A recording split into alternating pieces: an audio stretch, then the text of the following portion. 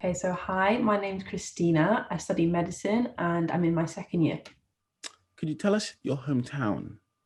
Hometown, that one's a bit complicated. I was born in London, but I've lived like in the northeast, particularly in Darlington for the last few years. Yeah. Okay. Could you tell us about your YouTube channel? Yeah, sure. So I started a YouTube channel a couple months ago. I talk mainly about uni, medicine, studying, bit of productivity and lifestyle. And yeah, Could you remind us of the course you're currently taking? sorry, what was that? Could Could I? you remind us of the course you're currently taking? Yeah, so I'm studying medicine, and yeah, that just means that when you graduate after 5 years of university, you're a doctor. Why did you choose your course? That's a great question. It's quite cringe, and I feel like everyone says this when they study medicine, but I've always just had a passion for helping people. Naturally, like I was always quite good in science as well. I never really struggled with like biology and things, and like the sciences in general. So it just kind of made sense for me. I really like biology, really like helping people. So yeah, medicine was the right choice. You've now in your second year of your course. Mhm. What have you thought of your course? What have I thought of my course? It's been a learning curve. I'd say overall it has been good. I've enjoyed studying medicine. I'd say that what do I think of my course? It's really good. I think if you're going to study medicine, you have to be able to do quite a lot of independent study. You can't kind of be one of those students who needs your handheld like the whole time. Like there is a lot of independent study that you need to do. And even like after exams, like if you don't do that well, you do get a little bit of support, but you need to kind of like pull your own weight to make sure that you do well in the next one and things like that. And even if you do well, I don't know, there's just a lot of independent study. You need to be like very motivated. Did you come from a sixth form or A level, a sixth form or college background? Mhm. So I went to a sixth form. What subjects did you study in sixth form? So I did the very standard medicine tree. I did math, biology, chemistry. Did any of these subjects help you with your course? Biology, definitely. We did a lot of like human biology, so we studied like the heart, the lungs, different organs like the pancreas and stuff like that. I think the brain as well, and all of those things we covered in our first year, so that was very helpful. In terms of maths and chemistry, not that much. Maths helped a tiny bit, but I think I did quite well at GCSE maths. I think that would have helped me in my degree as well. But biology definitely helped a lot. What do you think the best A levels slash subjects are for your course? Definitely biology. I think most medical schools do ask for chemistry as well. That confuses me a bit because since my first year, like there was barely any chemistry covered. I'd say that if your dream medical school asks for chemistry, then take chemistry if you want to go there. But in terms of if you have the option to not take it and you don't really like chemistry, I'd say don't bother. I'd say a good course is actually a good A level is actually psychology. There's a lot of like social science and like empathy involved in medicine, a lot of psychology. So I think if you want to take psychology as an A level, that's not a bad choice if you want to do medicine. Okay. Could you remind us of the university you're currently studying at? So I study at Newcastle. Can you tell us the best and worst things about studying at Newcastle University? Starting off with the worst. With the worst. With the worst. So do you know what? Okay, it's in the northeast, so naturally the diversity isn't like fantastic. It's nowhere near as diverse as like the Midlands or London. So that's like a huge thing that I know puts a lot of people off. I guess another not so great thing is like, um, wait, is this in terms of the university or the medical school or kind of both? So just studying, so being a student at kind of both. So just being a student at Newcastle and studying your course. Okay. On my course, because there's quite a lot of people in my year group, like 300, 400, roughly, it's quite difficult to get feedback on like a personal level. So if you've done an exam and you've not done that well, you will get a bit of, feedback on, these topics you did well, this topic you didn't do so well. But in terms of on a regular basis, seeing someone measuring your progress, how are you doing? That is a little bit tricky just because there's so many people. So yeah, I'd say those are like the not so great things. But yeah, they're not too bad. And the best things? The good things, Newcastle, I feel like as a city, there's a lot going on. Like you'll never run out of things to do. In terms of the university, though, we do have really good facilities, especially at the medical school. I think The other departments, engineering, humanities, I think they have good facilities too. I'm not quite sure, but at the medical school we have like an abundance of different libraries, um, the dissection room, stuff like that. We have like lots going on. The teaching's quite good as well. There's a lot of like resources to help us learn. Even when it's like independent study, they give us quite a lot of like tutorials and stuff to help us. So yeah. If we go into the accommodation, where did you live in your first year? In my first year, I was in private halls, so it wasn't like university accommodation, but it was called St. James's Point. It's private, but yeah. What was it like living there? It was quite good. So it was mostly international students, but it was quite nice. It was, I think, I'd say average price. I think the same price as the university accommodation. And yeah, it was quite clean. The rooms were good sizes. It was ensuite. Security was good. I didn't have What any kind of complaints. what kind of vibe is that accommodation? So it's like a party house, a study house, like you said, international students, or what kind of vibe is it in that accommodation? It's difficult. It definitely wasn't like a party vibe, but then I wouldn't say it was a study vibe either. It was more of like everyone keeps to themselves vibe, I'd say. Like my flatmates were all lovely and I spoke to them every now and then in the kitchen and stuff, and I even went out for meals with them every now and then, but everyone was kind of like keeping to themselves. Mhm. We were all from like different places.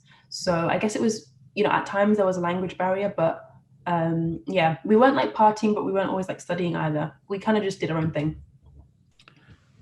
And your second year? Yeah, so in my second year, I'm not in uni accommodation. I'm now living in like a student house. So there's lots of different like landlords, I think across the country, who like rent out houses and like get students to live in there. So yeah, that's what I'm living in at the moment. What do you think the best university accommodation is Okay, is this for first years? for first years? For first years at Newcastle, I would say Parkview. That's the one that everyone wants to get. It's next door to the medical school, so if you're wanting to study medicine, that's a great one. It's literally you could wake up and within 3 minutes be at the medical school. It's very very close. If you don't get that one, I'd say a good one is Castle Leases is quite popular. It's quite a controversial one. Not a lot of people like it, but some people love it. That one's quite popular as well. But yeah, Parkview is the main one. And your second year? For second year, yeah, most people move out. I'd say the location most people move to is Jesmond. That's a very popular place that a lot of people go to. Again, slightly controversial. A lot of people don't like Jesmond. I'm not the biggest fan. I'd say the next best option is maybe a place called Sandyford. They're quite nice because they've got good priced houses, but it's a bit nicer than Jesmond in my opinion. If we go into the area, could you tell us about the nightlife pre-COVID? Pre-COVID, yeah, that's a good point. The nightlife at Newcastle is really good. I feel like Newcastle is known for the nightlife and like the clubs and stuff. There's definitely loads of options in terms of like the music that you want. Like there's clubs for literally everyone. I've never had a trouble What's like the finding club for you? the club for me. There's The one club. called Jaloo, which I really like. Yeah, but they're closed at the moment, unfortunately. And if we go into the shops and food variety, have you got more local shops or more chain shops? That's a good question. So with local shops, do you mean like local small butchers, like fruit Yes, stalls? so like your little owners, like local owners. Have you Yeah. got like a lot of McDonald's, Nando's, KFC, like your chain shops? Yeah, I feel like we've got a bit of both. We definitely have, like Newcastle, quite a big city. In the city centre, you'll find all of those chain shops. But near where I live, there's lots of like smaller local like fruit stores and stuff. Actually, in the city centre, I feel like I don't know, every week, every Wednesday, I'm not quite sure. We do have like a market where lots of little like local people like sell stuff, fruit stuff, handmade stuff. I know we have a bit of both. I've never felt like there's too many chain shops or there's too many local shops. We definitely have a good mix. What general advice would you give to students about to study at university? Good question. General advice.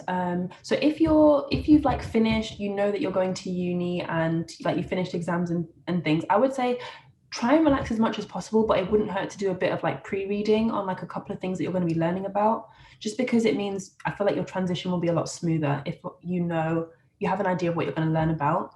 Um, what else? In terms of lectures, pre-reading always helps me. I feel like that's like it's a small thing, but it makes a huge difference when you go to a lecture and you already know what they're going to talk about. That's something that I've done a lot more in second year, and I feel like it's made a huge difference. What advice would you give to students about to study at remind me of the university you're studying at, sorry? No, it's North okay. Newcastle. Newcastle. At Newcastle. Yeah. If you're coming to Newcastle, what would I give you? What advice would I give you?